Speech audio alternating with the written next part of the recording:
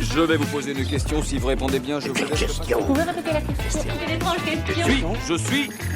La télé en question. Quand tout le monde veut prendre sa place se transforme en tout le monde veut prendre sa réponse. Voilà bientôt 20 ans que chaque jour, sur France 2 à midi, des candidats jouent aux chaises musicales, mais à sens unique. Une place, une seule et convoitée, le fauteuil rouge dans lequel siège le champion du moment, la tête à faire tomber. Pas de sang ici ou de quelconque objet tranchant, évidemment, mais une place à prendre qui peut rapporter. La tenante du titre ultime, championne des champions, s'impose en tête du classement depuis décembre 2018. À l'époque, Marie-Christine a accumulé 213 victoires contre 5 défaites, 196 900 €, 4 voyages et une voiture. Joël n'était pas loin. En août 2025, le joueur conducteur de train retraité a atteint les 173 victoires pour 6 défaites, pour 159 800 € et 3 voyages. Pas loin, mais il est descendu une gare trop tôt.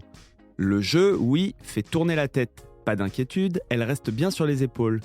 Mais la fin justifie-t-elle les moyens ? Pas pour la production de l'émission, on n'est pas dans Squid Game. Alors, comment la production de Tout le monde veut prendre sa place empêche-t-elle les candidats de tricher ?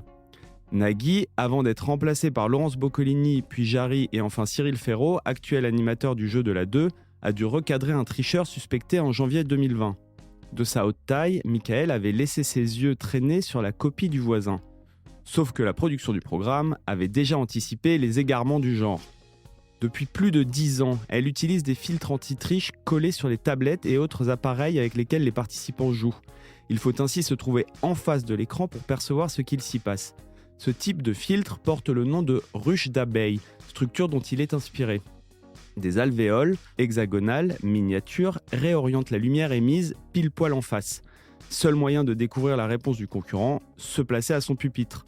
Il faudrait dès lors être sacrément culotté et provocateur pour papillonner et tenter de quelconque manœuvre. Autant réviser et rester à sa place avant d'espérer prendre celle de la reine des abeilles.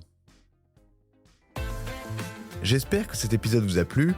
Si c'est le cas, abonnez-vous sur votre plateforme d'écoute préférée pour retrouver de nouveaux épisodes chaque semaine. Et si vous en voulez plus, découvrez aussi le ciné en question et les séries en question sur les plateformes d'écoute et téléloisirs.fr.